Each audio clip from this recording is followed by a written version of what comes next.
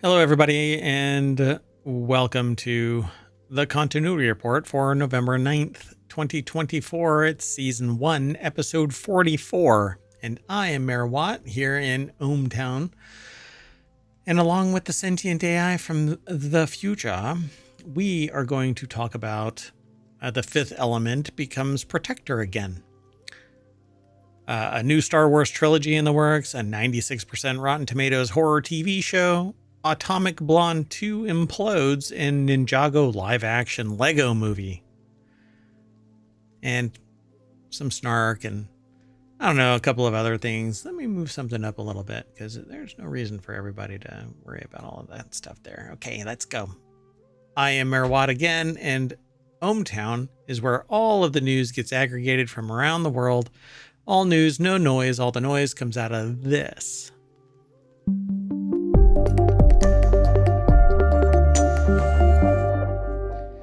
And I am eating lifesavers. Oh, this isn't non sequitur news. That's our other show, The Daily Show. That's the daily show that we do, every day. And it's an assortment of news from ohmtown.com, not really constrained. The Continuity Report is about entertainment news and movies, TV shows.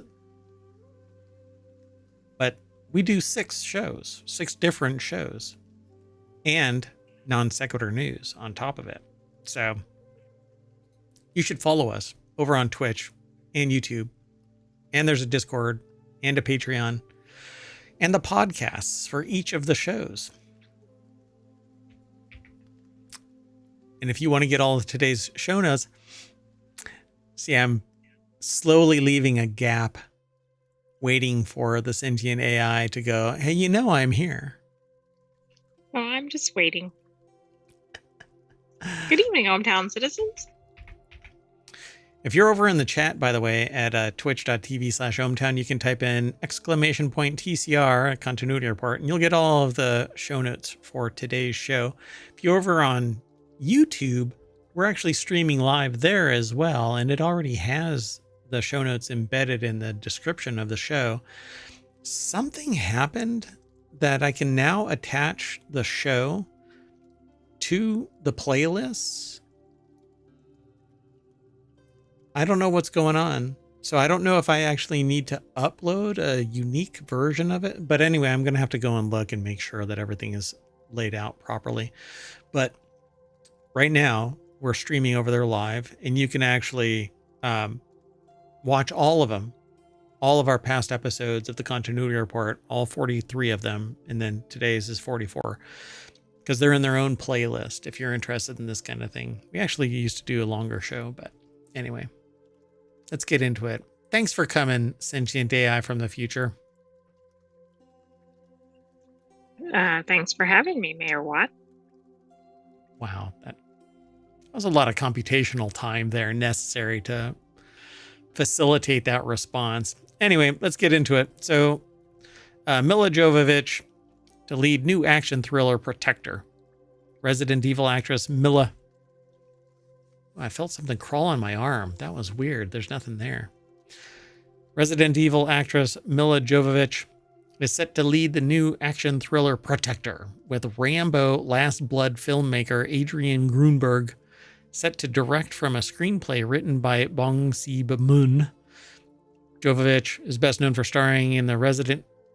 Really? Jovovich is best known for starring in the Resident Evil live-action film series? I mean, that might be where she's well known from. Not Fifth Element.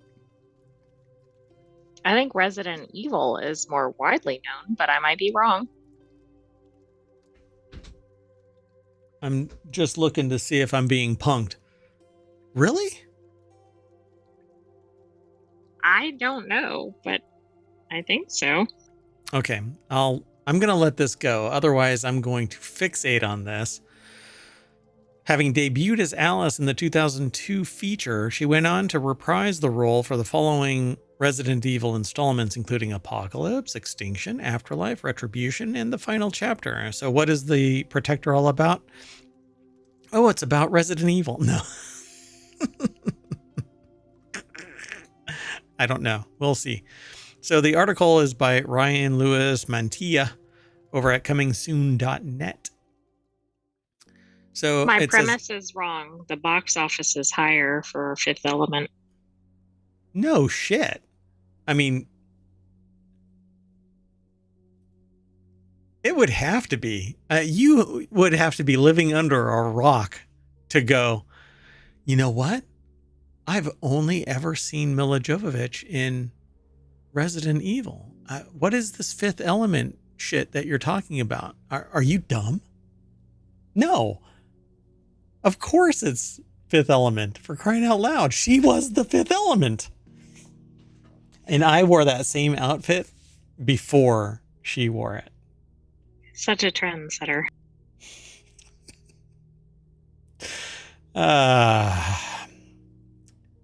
So let's see. Protector, which the outlet described as a Taken-esque action thriller, is being pitched to buyers at this year's American film market by Highland Film. Is she going to be the, what's his name? Who is the one that does the Taken? I have a particular set of skills. Is that Liam Neeson, maybe? Liam Neeson. Yeah, it is. Thank you. See? The big brain of the sentient AI from the future. Computational power has accelerated. It's amazing. It's beautiful. Wait until I move you over to the new Mac Mini M4. Well, let's not set the bar too high. Yeah.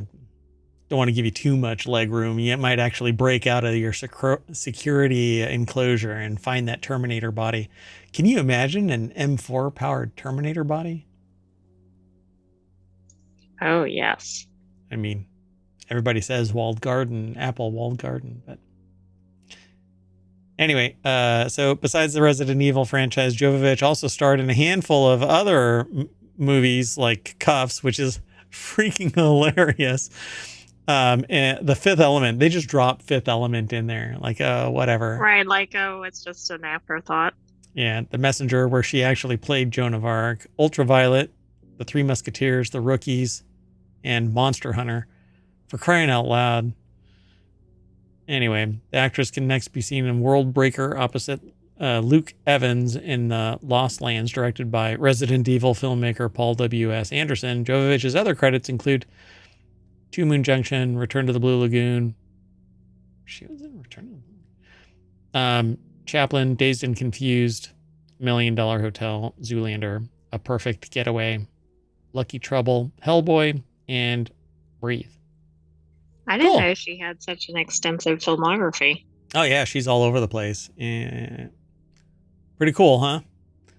I mean, kind of like a sleeper, you know? Right, yeah. She's not somebody that somebody would immediately name if you were trying to think of well-known actors or something, but she's got a pretty reputable career. Pretty prolific, right? Yep. So I dig her in all of the stuff that she, I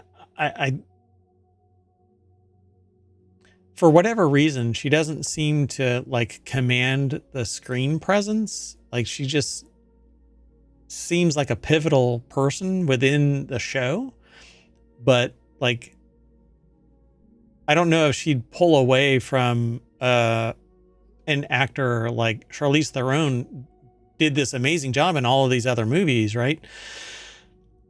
I don't know about the last Aliens movie, though. I mean, she played a real derpy pilot captain. But anyway, but everything that I've seen Mila Jovovich in, I've always liked.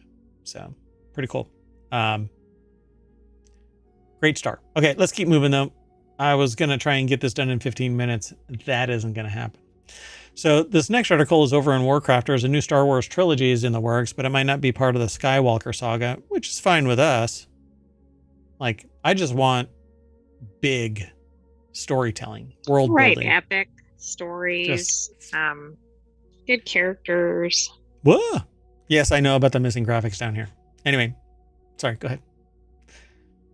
I hit the space bar. I didn't know there were going to be any more Star Wars trilogies. Yeah, it says a new Star Wars trilogy of movies is currently in development, at least according to Deadline. The site reported that Lucasfilm has already locked in a producer for the new project and that It will be part of the Skywalker saga, but it says other insiders, however, have disputed that, saying that instead of the trilogy being part of the Skywalker saga, it's going to be a new storyline. So Ethan, I think Gatch over at Kotaku.com put the article together.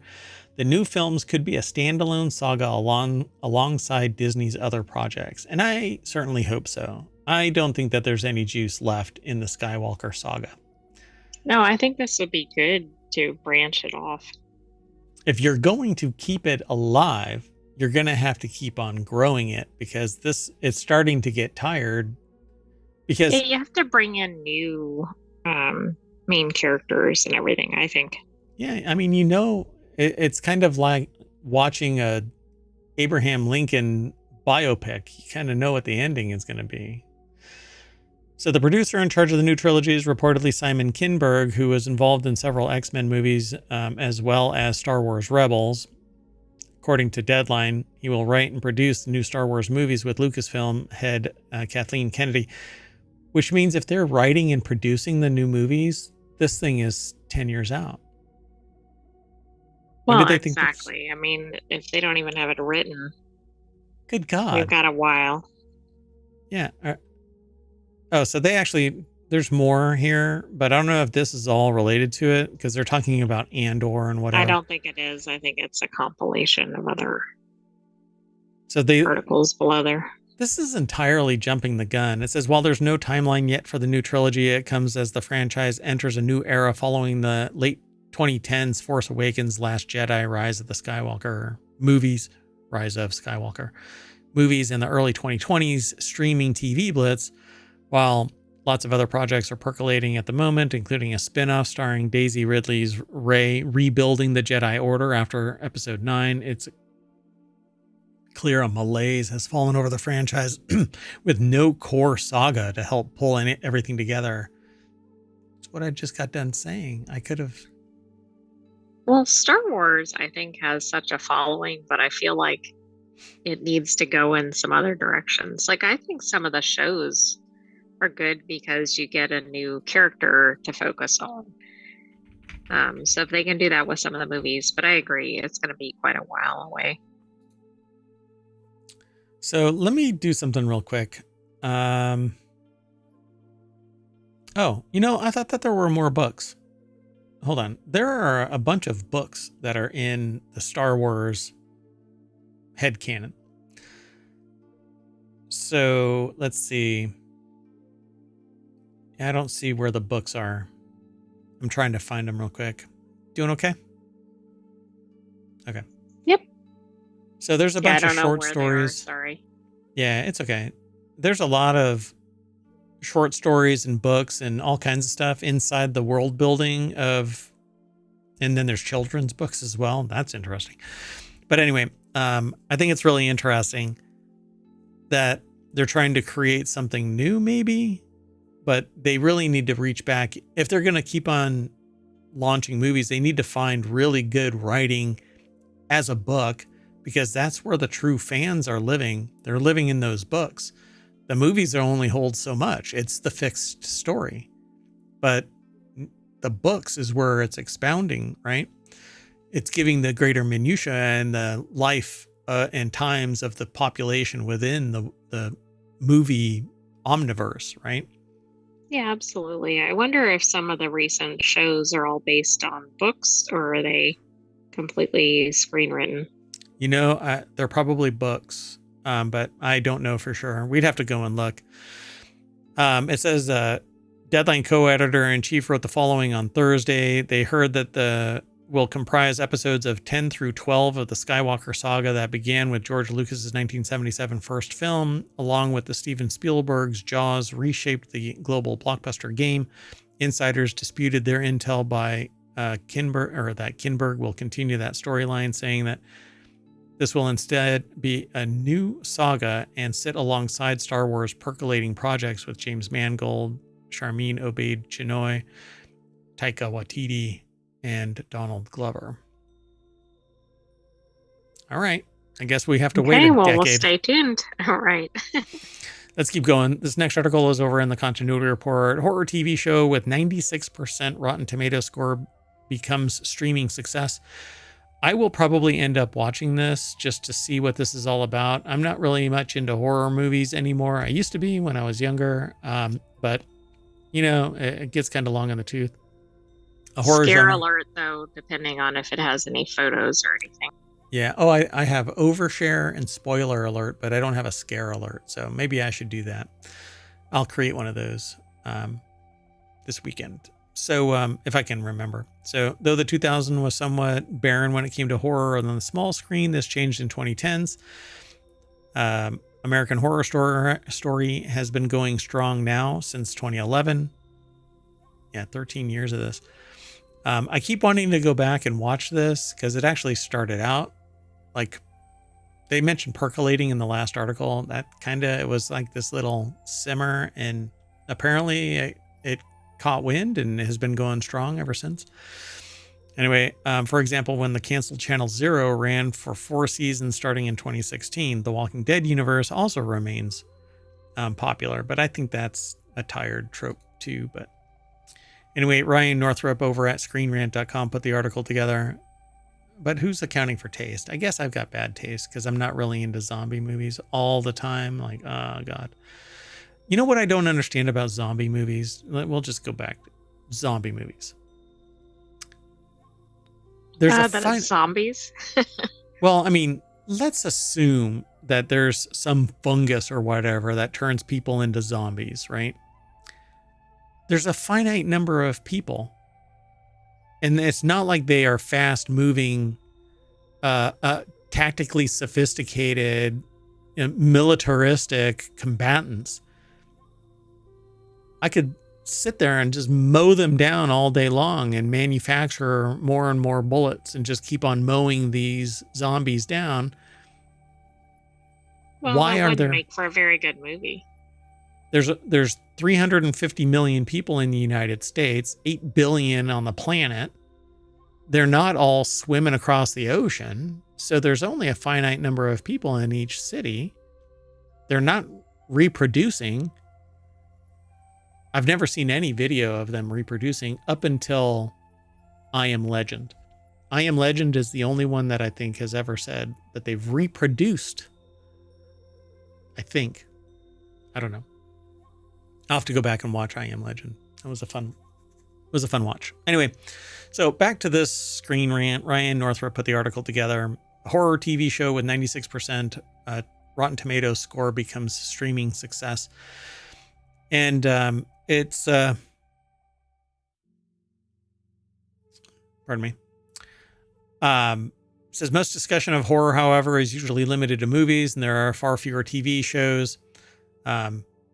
American Horror Story has been going strong now since 2011, for example. Canceled Channel Zero ran for 4 seasons. Walking Dead remains popular. The rise of horror on TV really took off, however, with the rise of streaming and specifically the rise of Mike Flanagan. Flanagan brought shows like Haunting of Hill House, The Haunting of Bly Manor, Midnight Mass, among others, to life. Streaming allows for you to push the limits.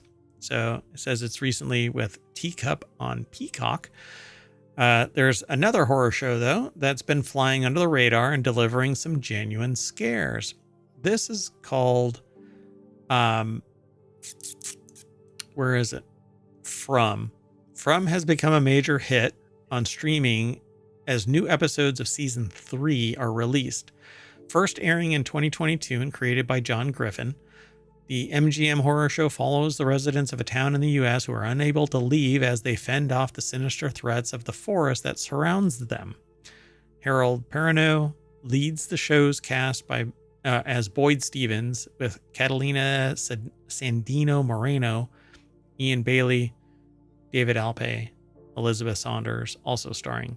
From season 3, premiered in September, earning positive reviews and contributing to the show's 96% rating on Rotten Tomatoes. Wow, if you're into the horror genre, this might be worth checking out.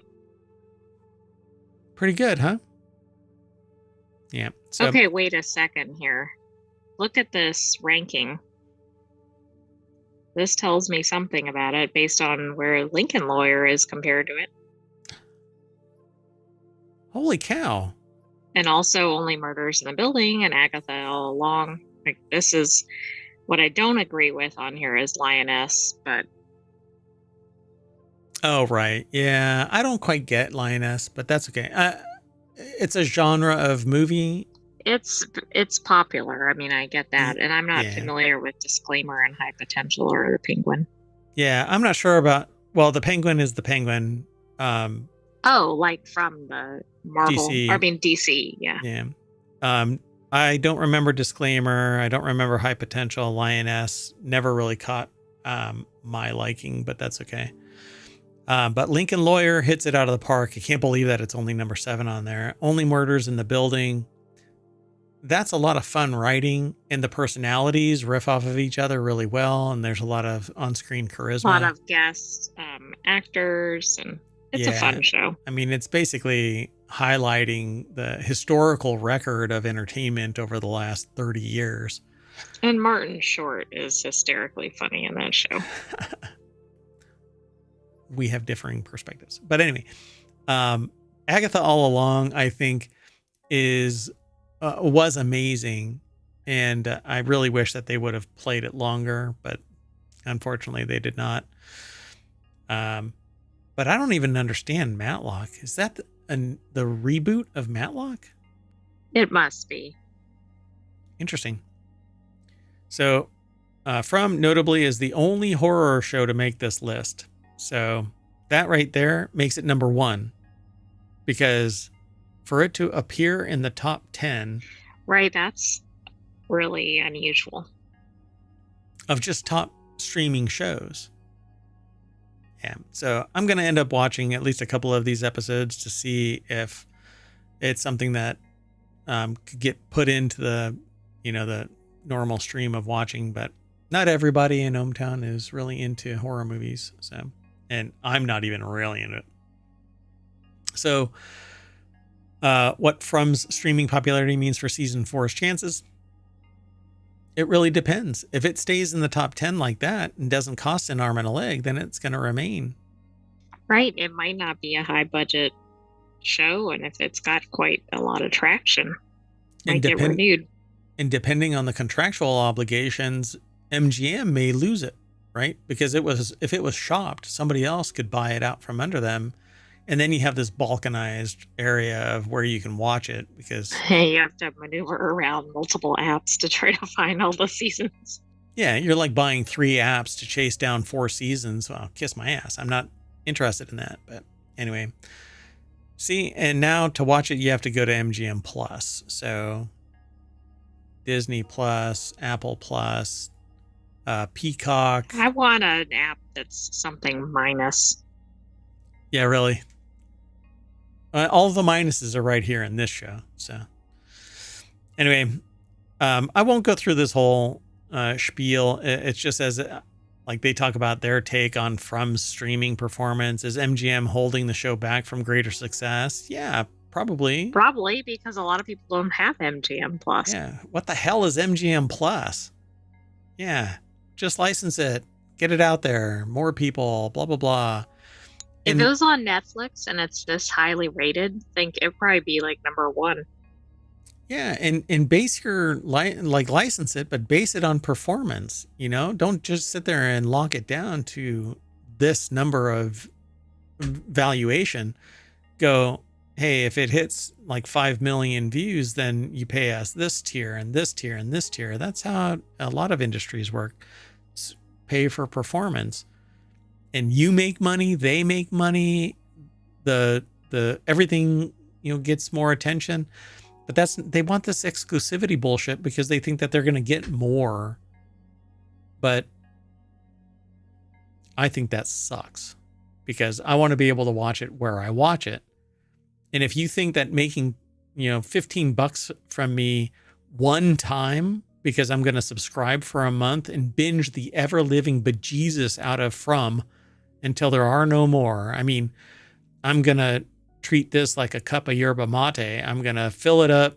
I'm going to drink it until it's dry and then dump it. Very topical, because I'm drinking yerba mate now, along with other things. Anyway, let's move on. Next article is over in the Continuity Report. Atomic Blonde 2, Charlize Theron, or is it Charlie Theron? I don't know. I don't think it's that.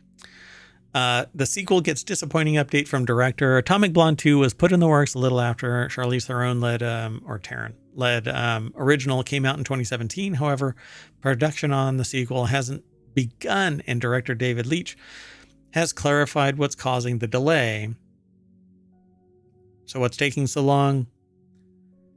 The first John Wick movie directed Atomic Blonde and was involved with its sequel as well. Produced on a budget of $30 million, the film became a box office success, grossing a scooch over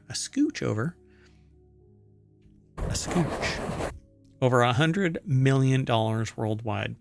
So what's holding it back? I think their name is Vansh Mehra. Put this article together for comingsoon.net. Atomic Blonde was a cool show, a cool movie. I really liked it. And so it says the director said everyone's still trying to unravel rights issues, and it had traveled from Universal to Netflix for a bit, and then now it's become a little bit of a bottleneck of too many forces working against each other to try and get it made, because it's such a great piece of IP and would be amazing to go back and revisit the world and that character. So hopefully we can get it done. This is exactly what I was talking about, right? There's too many, Exactly. And meanwhile, it would be a hit if somebody would just make it. Yep. But everybody, it's like a pitch meeting episode, right? Everybody is trying to be, hey, we've got this. Hey, what about this? Hey, Bill, you know what? Just make the stew. Damn it. Just get it done. But everybody thinks that they have to pee on their bush and everybody else's bush to make it their bush. Anyway, set in November 1989, the film starred Charlize Theron as an undercover MI6 agent named Lorraine Broughton. Following her mission in Berlin, multiple questions were left unanswered by the movie's end. One of those was where Broughton's loyalty really lies. So when Atomic Blonde 2 happens, it could clear up things on that end while pitting Theron's Broughton against a new enemy. There really isn't much to this article. You might be able to suss out a little bit and talk to us about it at the next episode. But let's just move on. Sound good? Right. Sounds good. So this one will be really quick. Mobile is where this one was aggregated into, but add Ninjago to the list of live action Lego movies we're getting. I was told that there is going to be a live action Lilo and Stitch. I haven't seen that one. I mean, I haven't seen an article about that, I don't think. Yeah, so I'm not sure if that's the same level as this or what, but I saw a still. Get ready to see Ninjago jump up, kick back, whip around, and spin onto the big screen again, this time with human actors. The article is over at gizmodo.com. Justin Carter, who may or may not be the son of John Carter from the Disney movie that flopped. I doubt it, but it's... You're right. There is a live action Lilo and Stitch coming, and Disney just talked about it at D23 in Brazil. That's where it's from. I thought I remembered. Okay, so cool. I kind of like Lilo and Stitch, but it's been a long time since I saw anything about Lilo and Stitch. The original cartoon was, 25 years ago or something like that? I can't remember. Seems to have been forever. Well, you may remember hearing a few days ago that Universal formally announced a trio of live-action Lego movies. They'll individually helmed by Patty Jenkins, Joe Cornish, Jake Kasdan. Did you find out? Yes, it's actually 2002, so it is about 20 years ago. Damn. Feeling old. One episode of the Continuity Report at a time. But we were all of us deceived, for it turns out there's not 3, but 5, not 5, but 4. Oh, damn it. Why'd they spin it that way? There's not 3, not 5, but 4 live action Lego movies in the works. This one is going to be Ninjago. No director's been revealed, but brothers Kevin and Dan Hageman, I think it is, have been tapped to write its script. The duo already have experience with the franchise since they created and executive produced the first 9 seasons of its CG series on Cartoon Network and later Netflix. As to what ground said movie will cover, that too, currently in the shadows. Dear God. I think they're smart to make a live action and not Ninjago. Ninjago has quite a following. However, because it's run so long, like the original population has probably aged out. Yeah, I mean, they've got their kids, but it's going to be something that their kids and the adults can experience together in nostalgia. But everybody that watched it initially is now like a teenager or young adult because it just started in 2011. So it doesn't even have the range. Like with Lilo and Stitch, you have like another generation almost. But gotcha. This but one Ninjago is did not. like in between. Yeah. Well, let's see. If they wait 6 years, then they can get the kids of the originals or something. Interesting, though. That's an interesting observation. Oh, see, so you're right. It says Ninjago first started all the way back in 2011. Well, wait. If you were 12 years old. That's true. I guess I was thinking on the younger age range of their viewers, but you're right. That would work. Whereas Lilo and Stitch is on the far side of the new kids falling in the range of a live action movie, this is right in the sweet spot of young parents with young kids. They might be able to, get the same thing. A 10-year-old at the time is now 25, might have actual kids, at the 6-year-old kind of a thing. Maybe, I don't know. I don't know how any of this works. So, trained in the art of spin jitsu, the 6 ninjas protect the titular city from... I got to use it again. I get to use titular in every episode. Time-traveling elemental masters and biker gangs, the normal ninja stuff. And both the toy line and the show are still ongoing and pretty popular. And back when Warner Brothers still making Lego movies, Ninjago was the brand's first and only original creation to get a theatrical film, which went on to become the series' first box office dud. But I'd have to say that the cartoons of this have been pretty damn popular. Oh, absolutely. I mean, they had multiple seasons. But here, I posit that there really isn't enough fanfare about it. There isn't enough there to draw people into it. It's kind of like Lightyear.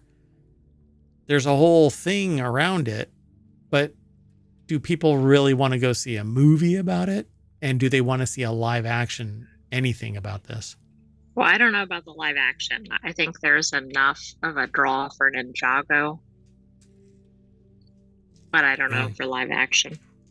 I think the story writing needs to be pretty spectacular, compelling, because the parents won't give a shit about it. And kids, they just want to see something fun and exciting, not necessarily even caring about the story, but it's live action, making it real. I don't know. It might be Uncanny Valley for the kids. That is true. Interesting. It'll be fun to watch. This is going to be a grand experiment. By the way, this is from Deadline, but posted over in Gizmodo. All right. Well, we're going to shut down the projector and we're going to call it a night. Thanks for watching and hanging out if you are in either Twitch or the YouTubes. And when we turn the projector back on, we're going to be at the front page of Continuity Report over at ohmtown.com. Yeah, I know about the graphics. Like I said in the other shows, we're cleaning house and trying to spruce things up, change things, make it a little bit more optimized. And one of the biggest things have been the graphics. So, wow, everything okay? Yes, there's quite a bit of activity outside of ohmTown. All right. Well, we'll get out of here and have a good night, everybody. We'll see you next weekend. I am Merwat, and the sentient AI is going to project a goodbye.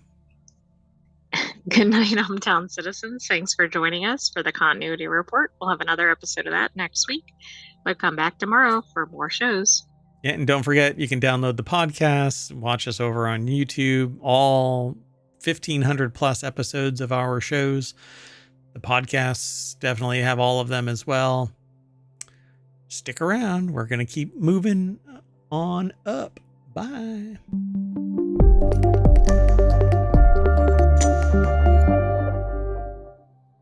Now I want to go watch Ninjago for some reason.